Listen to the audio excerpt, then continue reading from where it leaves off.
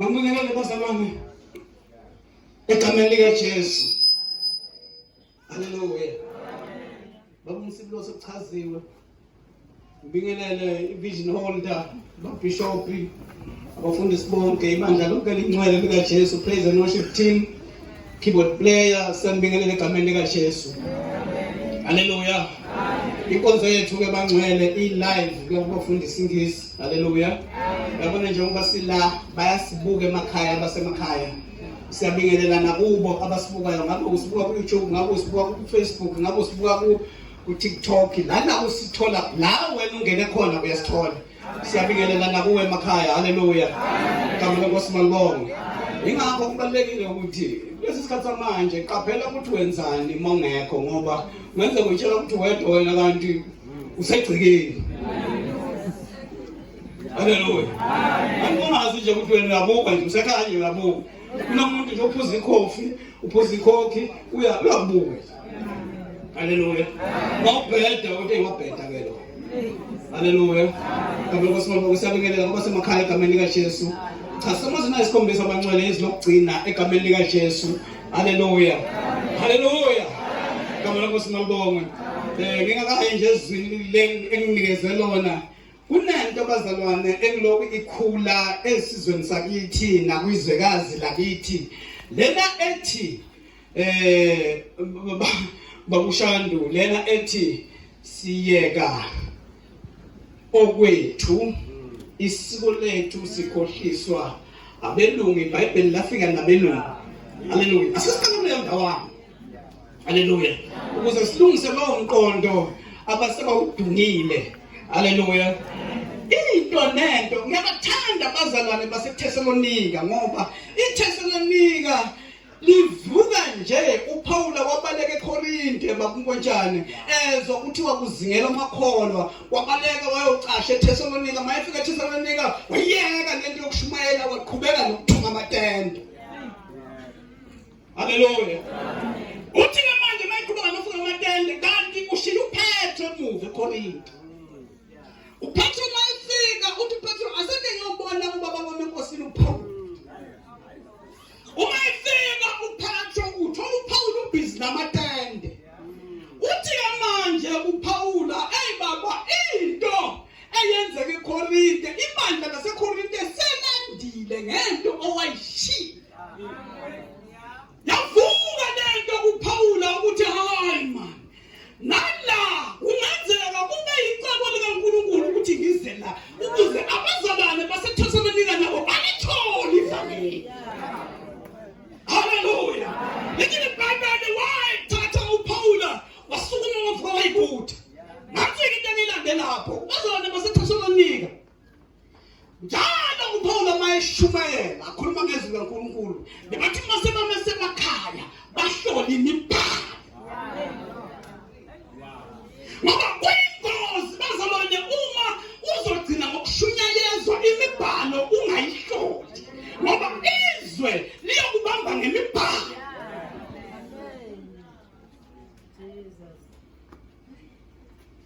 Kunenkosi yaseTopiya.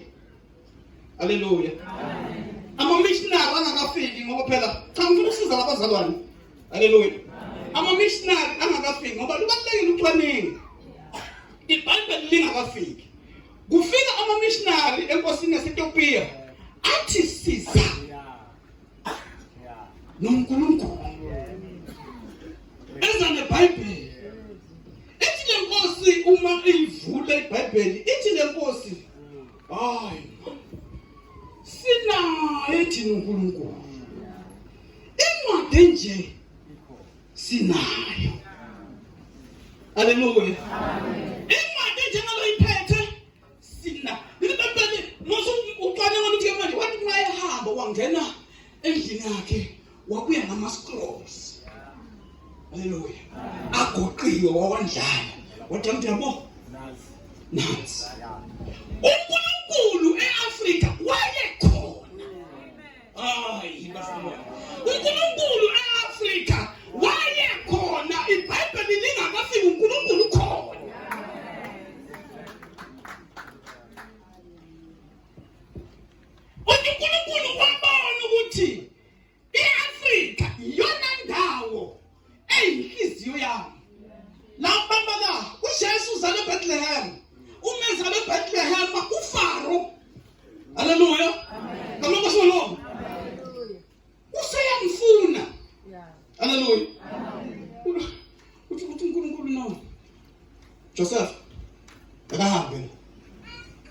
Hallelujah.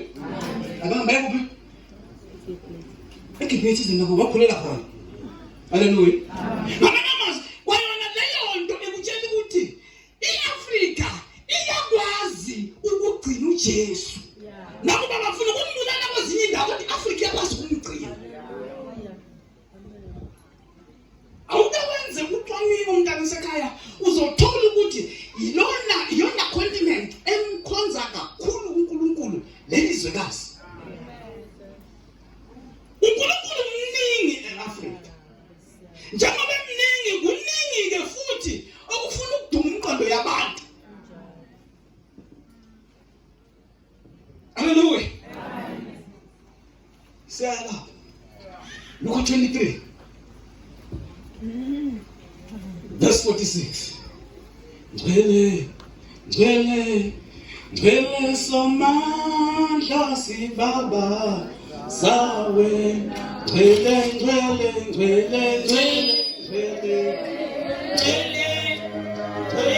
somandla sibaba sawe.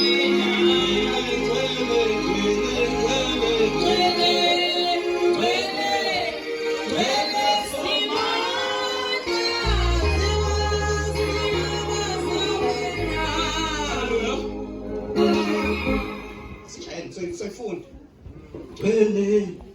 Ngcwele somandla sibaba sawe.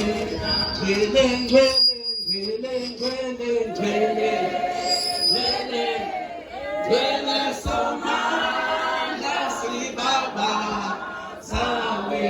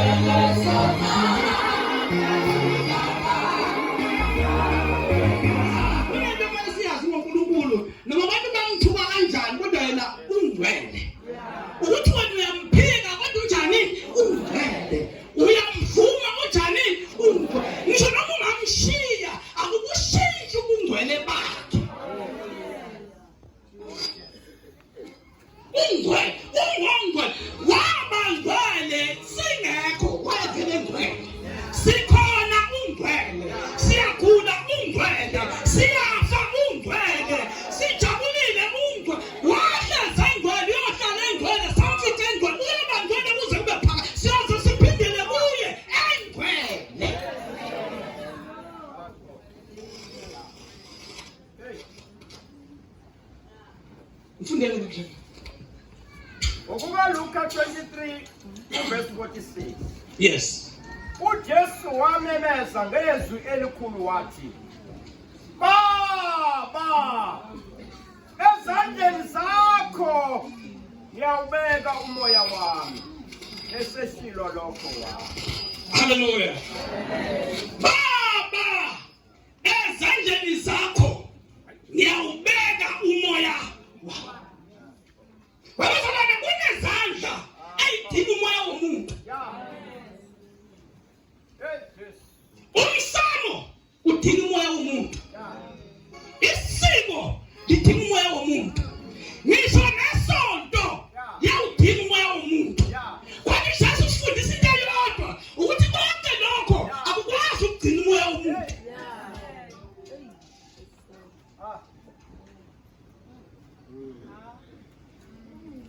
Hallelujah. Kamuko sibonga.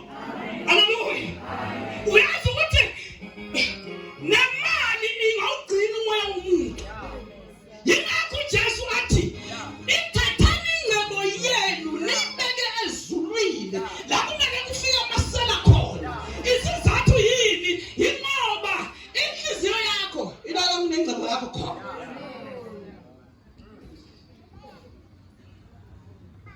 Hallelujah. Kamuko sibonga. Asashila lokho wafa. Uthi uxube mina wahamba nelist. Hallelujah. Amen. Abheke phi?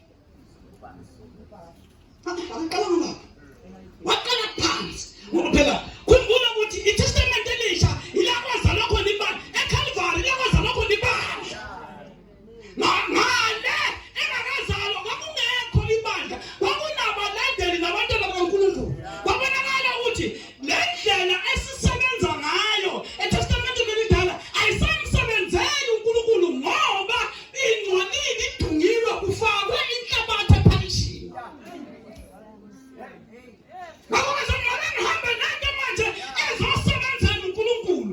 Konke lokhu ubaba akwenze kuqaleni ngegama lami ngikukala kabusha. Okungenela manje kusadinga ukuthi ngoba igazi lomuntu nelilwane sebalithathile ngoba kunabantu abanekhono lokuthumba ibandla.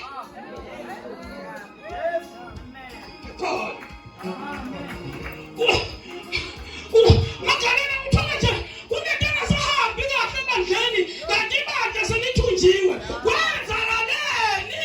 Bashoda laba bantu akade bamloku bemile esikhaleni.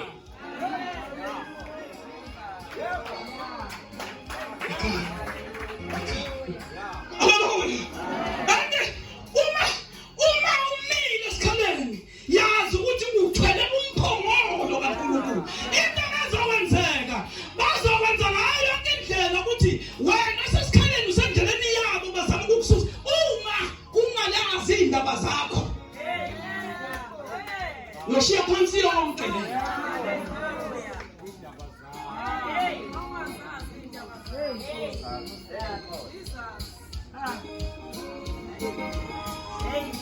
Abakhuluma phambi kwami bathi kumnandi la. Haleluya. Lamagama ayisikhombisa uJesu ufundisa thina ukuthi sizodlula ezini lokuqala. Ubekezele udlule ezini lesibili. Uma ubekezela uzodlula kwelesithathu. Abaningi basola ezini lokuqala. Kunohlobo labantu abangakwazi ukuthethelela usele ezini lokuqala.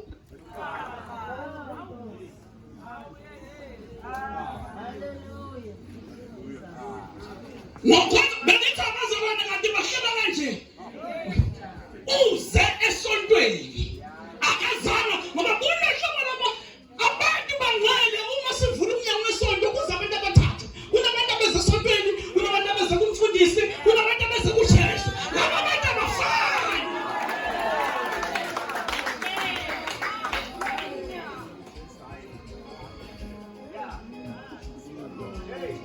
Bengafani kanjalo. Asibanyengeleni ukuthi sibasekele baze bayibone lento uJesu ayilengele esiphambanweni.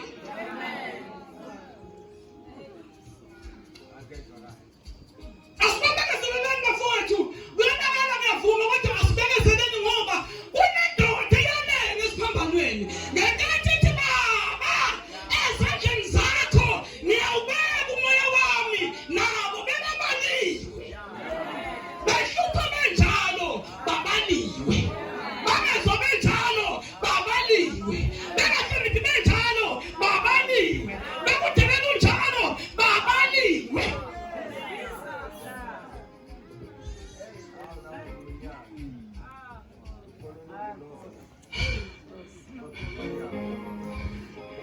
Uzona ezandleni zakho ngiyawubeka umoya wami. Kunezandla ezigcina imphefumulo yabantu kuze kube mhlaka lo. Ngiyaxolisa abazalwane mangabe benilindele intshumayelo ezonitikaza kodwa ngicela ukukusho lokhu ukuthi mhla wezwa uhamba umuntu ongakholwa yini le Mr. Xulu eyenza ukuthi uhamba umuntu ongakholwa bethi masebuya bathi uyagodola ngomile ngilambile. Uphawu ukuthi lo muntu ufe ezandleni zakhe umoya baphotshele ngiyabonga umoya wakhe wehle nakwezinye izandla ngoba uhamba uyakholwa awukholwa kunezinye izandla ezikhangezile ukuthi umandla kawele kulezi zandla.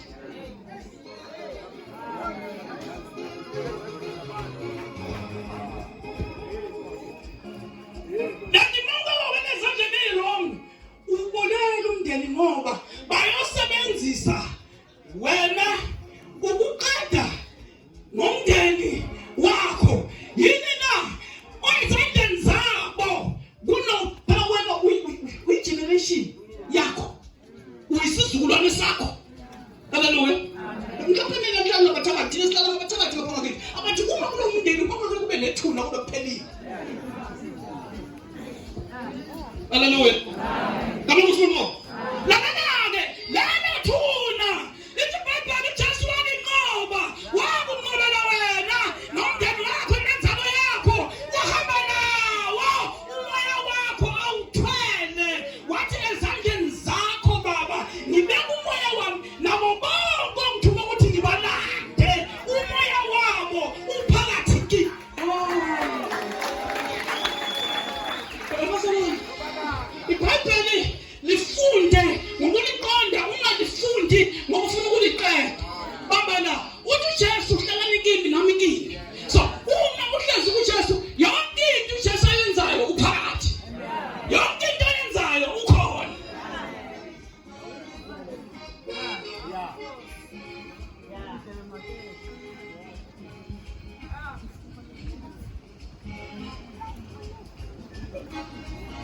What I sing is hallelujah.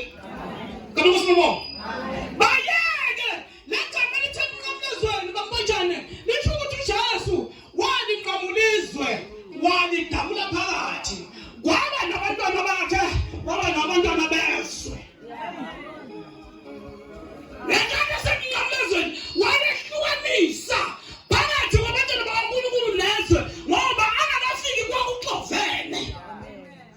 Uthi khona umehluko phakathi umkhonzayo nabamkhonzi. And wathi basekwenzeka wasebefakaza mamcele wafakaza ikhethiki uthi ngempela sekunomncele phakathi kwabantu ababili wasokuthi ngoba senabo abamngithume kubo nokuthi ngibanande baba ngiyabaletha ezandleni zakho nakho konke kwabo sekungokwakho impilo yabo isezandleni zakho ukuhluleka kwabo kusezandleni zakho ukukhuluma kwabo kusezandleni zakho ukukhululeka kwabo kusezandleni zakho konke kwabo ongiphe bona kusezandleni zakho.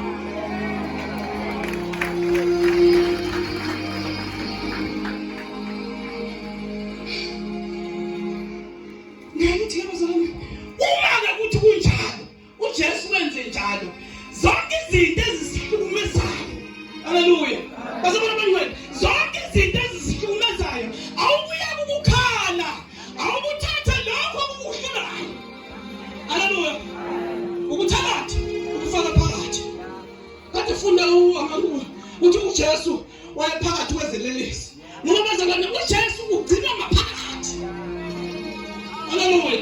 uJesu ehamba nesixuku wayephakathi, elanga wayephakathi, ehamba nabafundi wayephakathi. Ngakho uma kunezinto nanoma ngabe yini ezikuhlulayo yaka awakha amandla zithatha uyifake phakathi, uthatha uJesu umfake phakathi, bese uyaphuma wena uyama uthi kodwa manje nginike izindaba zombili yini indaba ezandleni zakhe ububeka khona wena nokuyona yakhiphi ingeyakhe.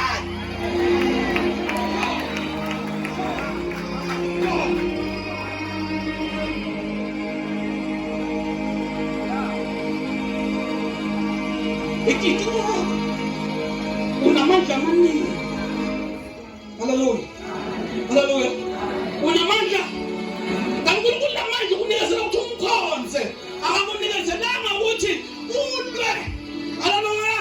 Kama ngosibona izipho ngakuyinqobe, kunezipho ngayinqoba, kunezipho ngakuyinqobe.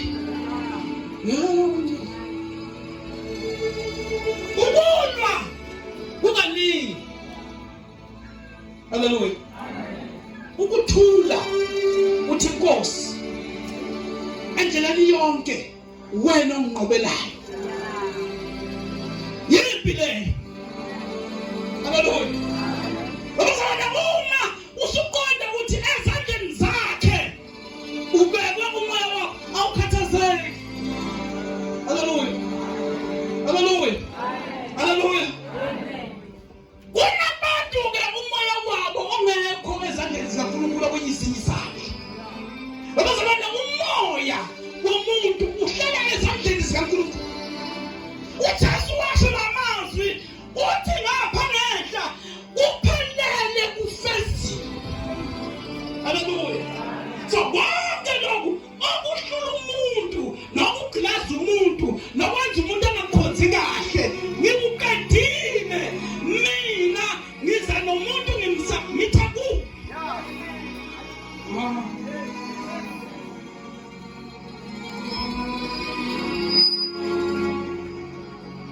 Thy kingdom come, umbuso wakho mawuze. Ngamanye amazwi, wena uyizulu ha. Ithi le ndaba uma uJesu ezandleni zakho uyawusubmit umoya wakho. Ithi le ndaba wena usezandleni zikaNkulunkulu. Ulanje ngoba umkhonza nje uhamba usezandleni zikaNkulunkulu. So ngamanye amazwi izulu